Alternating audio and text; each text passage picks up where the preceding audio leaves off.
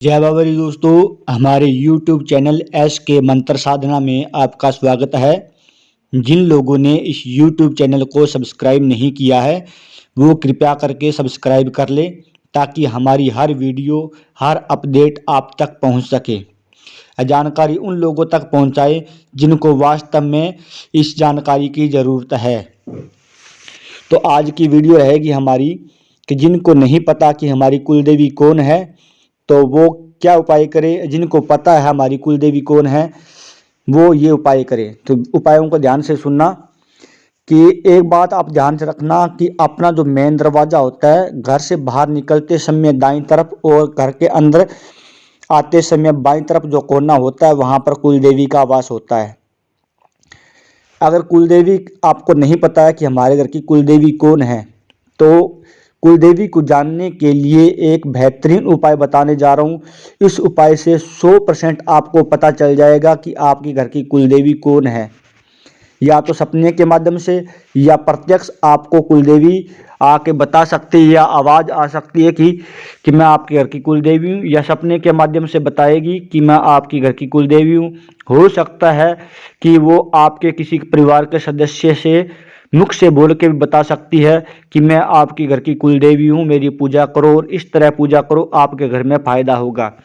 तो उपायों को ध्यान से सुनना, बहुत ही प्रभावशाली उपाय है। इस उपाय को करने से 100% आपकी कुलदेवी आपसे बात करेगी। तो उपाय क्या है कि आपका जो मेन गेट का जो दायां कोना है उस कोने को अच्छी तरह साफ करना है। पानी से साफ कर लीजिए, पानी में थोड़ा गंगा जल डाल के उस कोने को साफ कर लीजिए। अंदर की साइड उस दीवार पे एक तिलक लगाना है। तिलक लगाना और शाम की टाइम आपको एक दीपक जलाना है तेल का। जो दीपक है वो अंदर की साइड नहीं रखना, वो दाईं तरफ बाहर की साइड ही रखना है। ये उपाय है जो दायां कॉर्नर है उस पे करना है। तिलक अंदर की साइड में करना है और दीपक जो जलाना है वो बाहर की साइड जलाना है।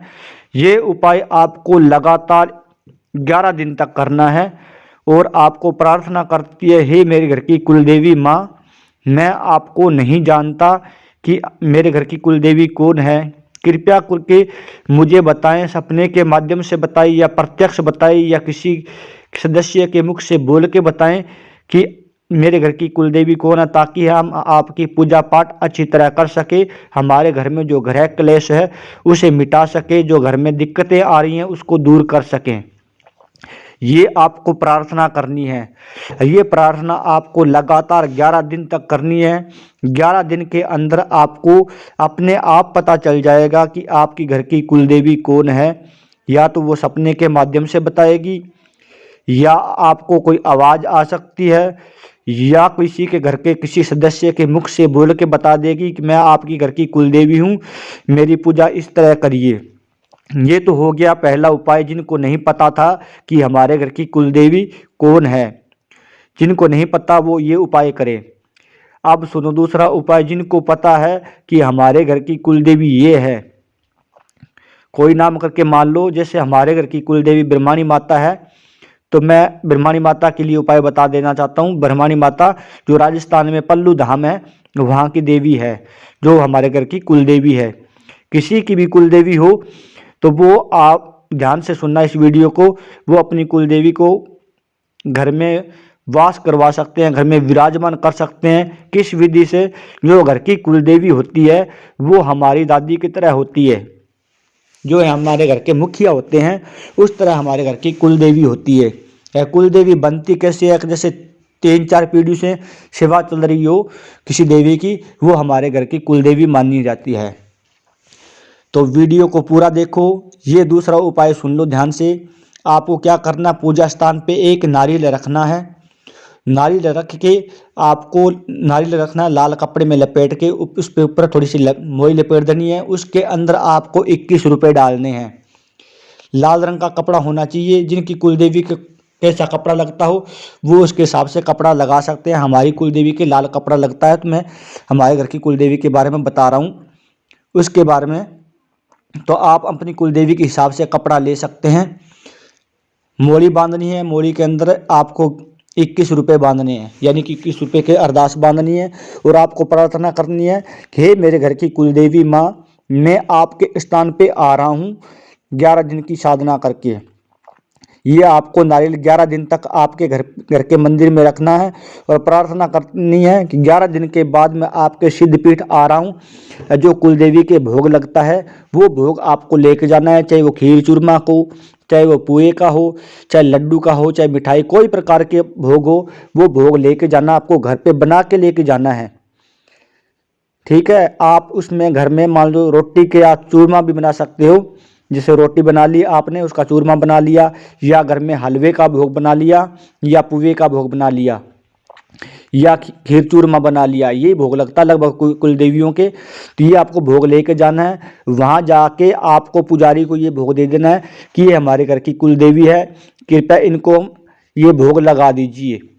तो वो भोग लेके लगा देंगे। आपको ये प्रार्थना करनी है कि हे मेरे घर की कुलदेवी माँ, मेरा घर आपके बिना वीरान पड़ा है, घर में लड़ाई झगड़ा हो रहा है, कोई काम अच्छे से नहीं चल रहा है, कृपया करके मेरे घर पे चलिए, मेरे घर पे वास करें।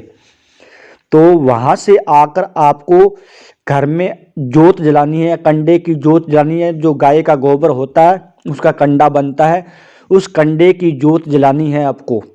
वो जोत जला के जो भस्म बचती है, जो भस्म बनेगी, उस भस्म का 11 दिन तक लगातार आपको घर में छींटा देना है।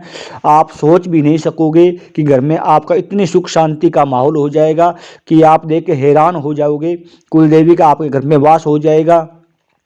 जब कुलदेवी रुष्ट होती है तो वो कुल को नहीं बढ़ने देती। जिन हो सकता है जिनके शादी के काफ़ी साल हो गए, किसी के बच्चे नहीं हो रहे हैं, तो मान के चलो वो कुलदेवी का ही दोष होता है। तो आपको कुलदेवी के स्थान पे जाके ये क्रिया करनी है, तो वो दोष भी आपका खत्म हो जाएगा, आपके घर में सुख शांति का वास हो जाएगा।